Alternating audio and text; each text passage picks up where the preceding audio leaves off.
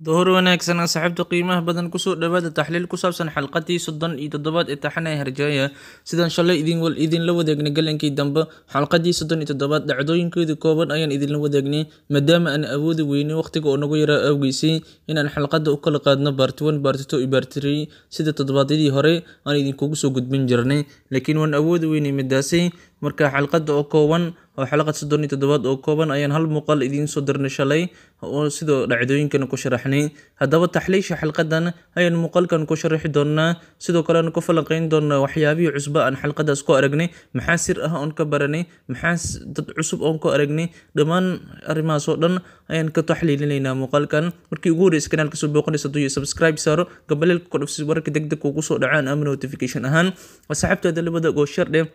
warbixintan education like inoo sar wixii faalla ama comment ama su'aal ay qabtid hoos inoogu reeb waan kaga soo jawaabno waa maasantii aan ku bilowno qodobka koowaad ee xalqadii 37 taxanaha Herjaya aan ka baranay maxaa sir ah oo inoo soo baxay waxyaabaha aan ka baranay waxaa ka mid ah qodobka koowaad miiraan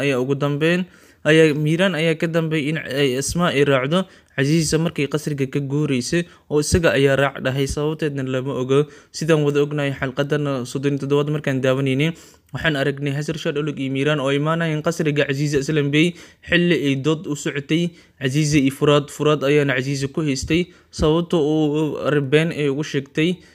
gonol Islam Bey oo ay ku dhahday adii Furaad ayaa walaalo ah Furaad arrinkaas ayuu Casiisa ku qabsanayay haddaba si lama filan ayaa guriga waxay ku imaanayaan Miiraan iyo Hasir Shah Dhulug oo isla socdaan waxayna baadigoobayeen Rayaan inay Casiisa marayaan meel ku qarisa iyo maleyn sidaas ayna u imaadeen haddaba goobta buuq ayaa ka dhalanaya Casiisan waxay sheegaysaa inaysan Rayaan meelna ku ogeyn ayna duurka ka raadsadaan kadib Hasir Shah Dhulug banaanka ayuu usoo baxayaa Furaad ayaana kasoo dabagalay Furaad hooyadiis ay Asmaa ayuu isku dayay inuu soo wada weyna diidaysaa Miiraan iyo Furaad ayaa banaanka ku wada hadlayaan Miiraan wuxuu dhahayaa hooyada Asmaa inaa sidaas u canaanata ma ahayn hooyada Asmaa sabab ay inta u joogtaa aniga ayaana dhahay joog oo Casiisa soo raac aniga dhahay anaa ku amray qofka ku amray Asmaa inay soo baxdo qasriga kasoo tagna oo Casiisa soo raacda halkan ay Casiisa la joogto aniga ku amro leeyahay sabab ayaan ugu amray oo qorshe ayaan ka wata ayuu dhahayaa Furaad ayaa yaabaya markuu hadalkaas maqlo wuxuuna leeyahay xaq ayaan u leeyahay hooyadii wax walba u qosay inaan ogaado iina sheeg sababta aad amar la'aanteedii hooyadii ku amartay inay Casiisa Islam Bey soo raacdo adigoo og Casiisa halisteeda iyo khatarta ay leedahay in la soo raaco misna fal walba ay sameynaysa la garab istaago halista ay leedahay adigoo og sababta hooyadii u soo raacisay ii sheeg ayuu dhahayaa Miiraan ayaa dhahaya hadeer fursad ma hayo waqtina ma hayo Rayaan ayaa luntay Rayaan ayaan baadigoobayaa waqti kale ayaan ka wada hadlaynaa arrinkaas ayuu leeyahay iyo sababta hooyo Asmaa aan u raacsiiyay ayay Casiisa sababtaan u raacsiiyay aniga ku sheegi doono mar kale ayuu leeyahay laakiin Furaad oo careysan ayaa dhahaya Rayaan waxay kaaga oradayba waa qaladaadka iyo dambiyada aad ka galayso leeyahay Furaad ayaa ku kacaya Miiraan hadal la qalabsan ayuuna ku dhahayaa Miiraan ayaa xanaaqay fiir ayuuna ku dhafanaya Furaad kadibna wuxuu u sheegay Miiraan in Rayaan ay u baxday sabab la xiriirta inay ogaatay aabaheed dhabta inuusan ahayn Hasir Shah Dhulug sida awgeedna qaladaadkii uu Miiraan ka galay horena ay soo goctay sidaasna ay u xanaaqday gurigan ay ka tagtay ardeerna labadooda ay baadigoobayaan kadibna Furaad gacan uu yaabaya uu naxayaa dhinaciisa ayuuna isagana Rayaan ka baadigoobay wixii markaas ka dambeeyay haddaba qodobkan waxaan ku ogaanay in Asmaa aysan iska soo bixin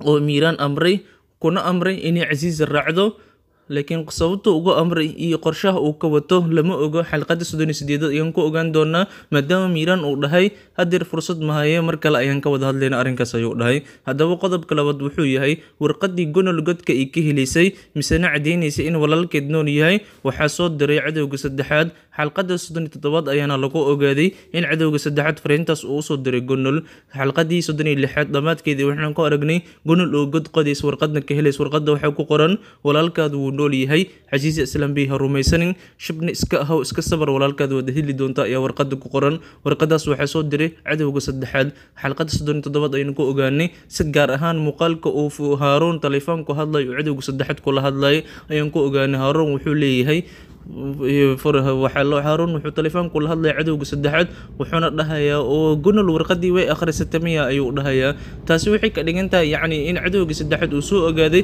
in gunol warqadii ay gaartay misena ay soo baxsatay misena warqadii ay akhrisatay Haaruun ayaana loo soo sheegayaa in gunol warqadii ay akhrisatay misena soo gaartay marka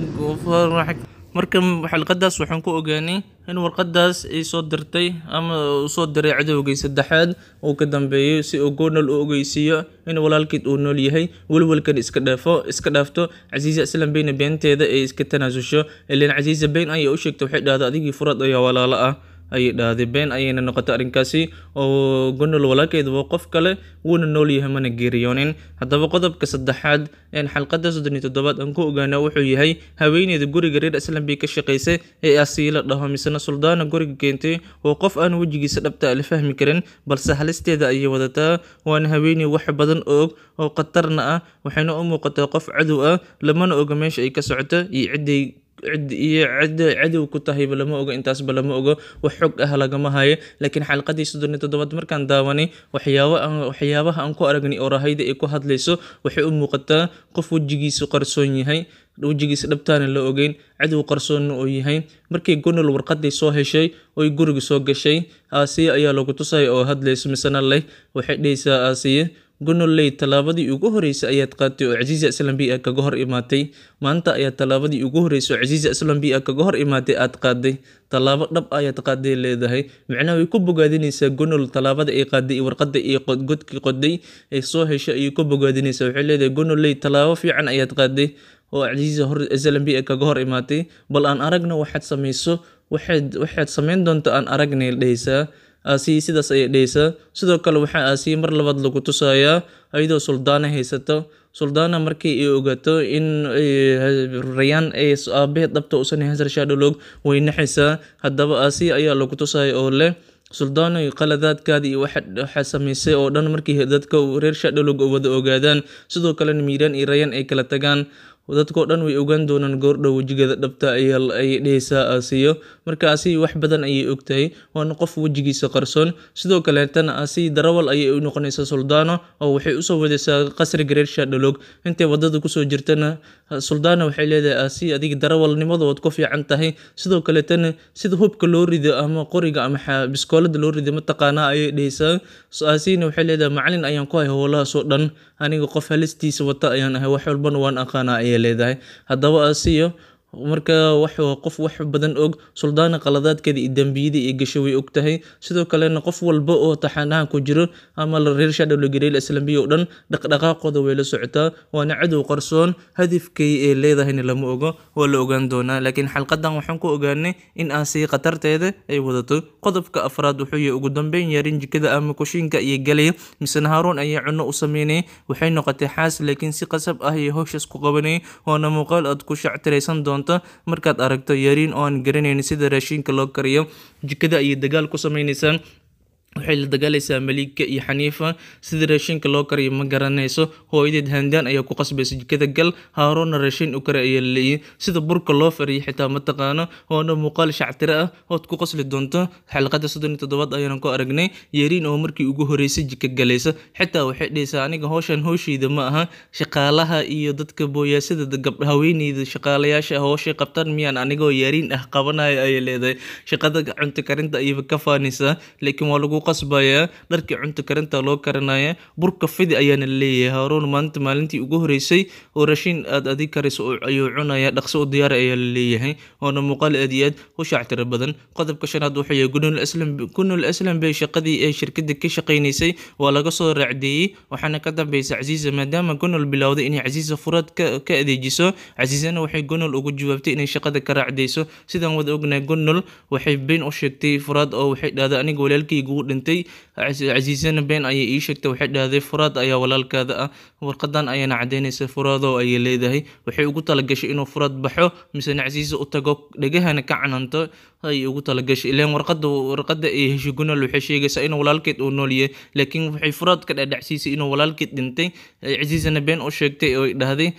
furaad ayaa walaalkaada ah ay dhahday marka halaha hore way saxday oo waran, laakiin halaha dambe iyo Furaad ka qariso oo walaalkii ugu dhintay iyo been ku sheegtay. Furaad oo careysan ayaana Casiisa weeraray. Marka Gunal waxay ugu talagashay in Furaad uu weeraro Casiisa. Casiisana way fahantay talaabada Gunal ay qaaday. Waxay dhahday Gunal talaabo fiican ayaad qaatay, aniga ayaad iska kii hor imaan weysay, Furaad ayaad iga soo adeejisay Soomaa ayay leedahay, aniga shaqo ka qaban doonay leedahay. Casiisa waxay la xiriiraysaa nimankii shirkadda.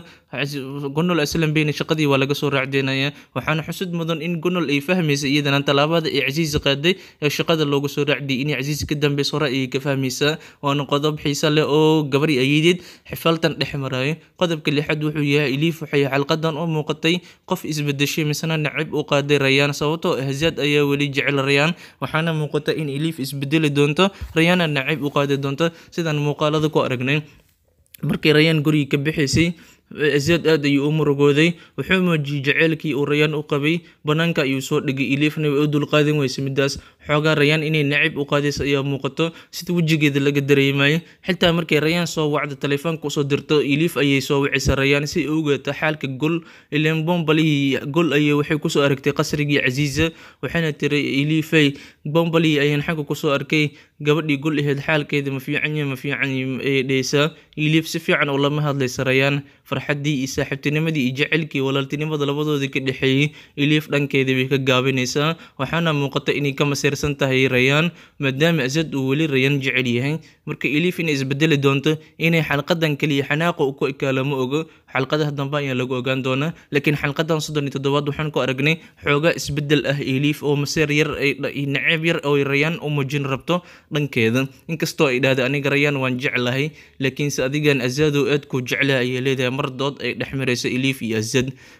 Qodobka 7 wuxuu yahay Suldaana cabsi ayaa soo gashay markii ogaatay in Rayaan aabaheed dhabta uusan ahayn Hasar Shadolog. Waxayna ka cabsanay in sir badan banaanka timaado haddii arrinkaaba banaanka timid. Sida awgeed reer Shadolog ayay u tagay, ayadoo isku dayaysa inay isku dirto reer Shadolog iyo Casiisa Islambiin.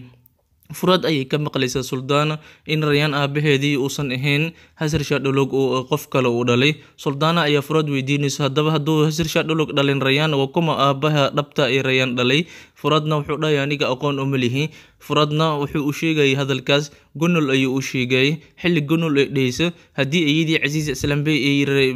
miiraan ku dari lahayd Yaariin, qorshaheedii argoosiga mar hore ayuu u hirgeli lahaa. Laakiin si ku talagal ayay Rayaan ku dooratay, iyadoo og Rayaan inuusan dhalin Hasar Shadolog, mana ogi sababtay ku dooratay ayay leedahay. Gunal meesha iskaga dhaqaaqaysa, Furaadna uu iska baxay. Laakiin Casiisa Suldaana walwal ayaa galaya. Waxayna ka walwalsantahay in sir badan banaanka timaado, marba haddii dadka ay ogaadeen in hadeer Hasar Shadolog gabadhiisa dhabta aysan Rayaan ahayn. Sidoo kaleetana Asiina meel ayay ku dhunsantahay oo ay leedahay Suldaana wajigeeda dhabta waa la ogaan doonaa ayay leedahay. Marka Suldaana meesha kuma hakanayso way bixaysaa. Waxay doonaysaa inay dabka sii huriso. Reer Shadolog ayay u tagaysaa. Waxay la kulmaysaa Handaan iyo ninkeeda Jihaan. Waxayna leedahay waxaad ogaataan Casiisa inay horey u ogeyd in Rayaan aabaheeda dhabta uusan Hasar Shadolog ahayn. Jihaan ayaa arrinkaas diiday. Wuxuuna leeyahay maxay tahay sababta ku kalifaysa haddii Casiisa ay ogeyd in Rayaan qoyskan aysan ka soo jeedin, maxay Yaariin usoo doonin weyso oo miiraan ugu darsan weysa haddii argoosi wadato si argoosigeedu ugu fududaado. Rayaan oo in reer Shadolog ka soo jeedin maxay ugu miiraan ugu darsatay haddii horey ogeyd. Suldaana anaga ma sheekadaas noo keenaysa ayuu Jihaan dhahayaa. Laakiin Suldaana ayaa cabsi gelinayso Jihaan iyo Handaan. Waxayna leedahay Casiisa talaabo aysan hubin kuma dhaqaaqdo. Ujeedka Rayaan ay ku dooratay misna ku adkaysatay sabab ayaa meesha ku qarsoon. Sababtay Yaariin u dooran weyso oo reer Shadolog ka soo jeedo ay Rayaan u dooratay oo reer Shadolog aan ka soo jeedin, sabab ayaa ku qarsoon. Is ilaaliya baaritaanna sameeya ayay leedahay. Cadowgaada wuxuu magan yahay qorshe uu magan yahay waa la baara ee baara ayay leedahay. Aniga arrinkaas ayaa idin soo gaarsiiyey, hadeer ayaana soo maqlay. Horey umaan ogeyn inay Rayaan aabaheeda dhabta uusan ahayn Hasar Shadolog, laakiin Casiisa weligeed way ogeyd, qorshahanna way ugu talagashay. Sabab ayaana ku qarsoon, sababta ku qarsoon soo ogaaday leedahay. Suldaana meesha iskaga soo tagaysaa. Qodobka 8 aan ku ogaanay xalqadii 37 wuxuu yahay Casiisa waxay soo ogaatay Rayaan aabaheed dhabta ah qofka uu yahay, laakiin marnaba ma ogaan doonto Haaruun qofka uu yahay. Ilaan dhammaan cadeyn walba uu masaxay sida uu isaga ka dhawaajiyay xalqadan markaan daawanayni daawadayaasha qiimaha badan Azizi Aslambi waxay baaritaan kusoo sameysay misna Maxamuud ay u dirtay Rayaan aabaheeda dhabta qofka uu yahay waana soo ogaatay warqad ay xog walba kusoo qortay Rayaan ay ku wareejinaysaa warqadaas laakiin Rayaan ma aqrinayso mana fiirinayso warqadii Azizi horteeda ay ku jaxjeexaysaa marka Azizi Aslambi way ogtahay Rayaan aabaheeda qofka uu yahay way ogtahay laakiin Haarun ma ogaan doonto cadeyn walba information walba xog walba uu tirtiray wuu masaxay sida uu cadowga saddexaad markuu telefoonka kula hadlay u sheegay wuxuu dhahay Haarun ha ka baqin ayuu dhahay isagoo cadowga saddexaad la hadlay aniga wajigayga dhabta iyo qofkan ahay lama ogaan doono ha ka baqin ayuu dhahay Haarun ayaa sidaas dhahay cadowga saddexaad ayuu dhahayaa wax walba iyo cadeyn walba liiga heli kar iyo xog walba wajigayga dhabta lama ogaan doono waa masaxay ayuu leeyahay oo cadeyn walba tirtiray kaliya waxa la ogaan doonaa inaan ahay Haarun oo nin ganacsade ah Azizi Aslambi iyo Furaad iyo qof walba oo baaritaan iyo isku day inuu igu sameeyay sidaas buu ogaan doonaa wax kale ogaan doona ma lahan ayuu leeyahay daawadayaasha qiimaha badan taxliishi aan ku bilownay xalqadii 37 ee taxanaha Herjaya intaas ayaan kusoo gabagabeynaa qodobadii xiisaha leh aan xalqadan ka baranay intaas ayaan kusoo koobaynaa wabillahi tawfiiq assalamu alaykum wa rahmatullahi wa barakatuh